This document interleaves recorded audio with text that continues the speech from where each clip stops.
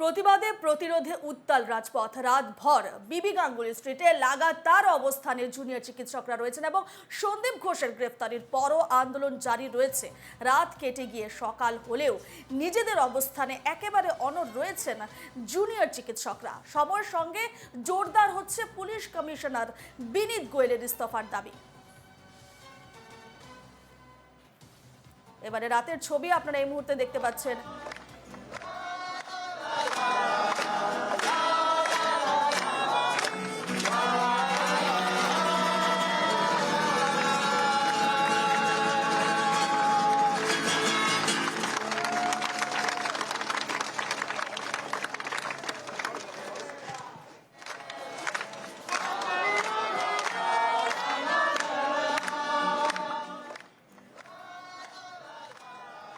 বিবি গাঙ্গুলি স্ট্রিটে লাগাতার অবস্থানে জুনিয়র চিকিৎসকরা, সেখানে আমাদের প্রতিনিধি সুস্মিত মজুমদারের এক প্রতিবেদন। রাত যত বাড়ছে আন্দোলনের পারদ তত চড়ছে, গানে বাজনায় প্রতিবাদ চলছে। সেই চিত্র এখন ঘড়ির কাঁটায় রাত 2:30।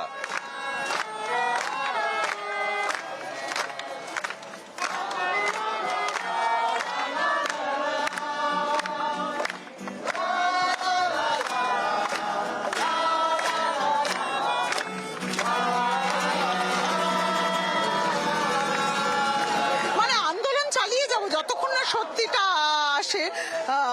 গ্রেফতার হয়েছে আমাদের কালকে, সেইটা একটা ডিমান্ড ছিল। যত বড়ই আটকাক না কেন সত্যিটা আটকানো যায় না, সত্যি বেরোবে। যতক্ষণ না পানিশমেন্ট হচ্ছে, যতক্ষণ না এই হিনিয়াস ক্রাইমের একটা মানে দৃষ্টান্তমূলক একটা পানিশমেন্ট হচ্ছে, আমরা রাস্তায় থাকবো। আজকে আমি অবাক হয়ে গেছি, কোথায় ছিল ব্যারিকেড 14 তারিখে? ভাই কোথায় ছিল রেড টেপ? কিছুই তো হয়নি। আজকে এত ব্যারিকেড কিসের বুঝতে পারছি না। আর আমার তো মোটা মাথা, এই কি দুর্নীতির কারণে অ্যারেস্ট করা হয়েছে? আমার মাথা মোটা, আমি তো বুঝতেই পারছি না। পরিষ্কার করে বলুন, খুনের সাথে যোগাযোগ আছে কি অ্যারেস্টের? তাহলে বুঝতে পারবো, না হলে কিছু বুঝতে পারছি না। ওরা যতদিন রাস্তায় আছে, যতদিন ওরা আন্দোলন চালাবে, আমরাও সঙ্গে সঙ্গে আন্দোলন চালাবো। আমাদের আরো কাজ ডেফিনেটলি আছে, কাজও করব, কাজেও যাব, আবার কাজ হয়ে গেলেই ওদের পাশে চলে আসবো। পুলিশ তো চিরকাল পেছনের রাস্তা দিয়ে আমাদের রাজ্যে পালিয়ে যায়, এর আগে ট্র্যাক রেকর্ড তাই বলে। তো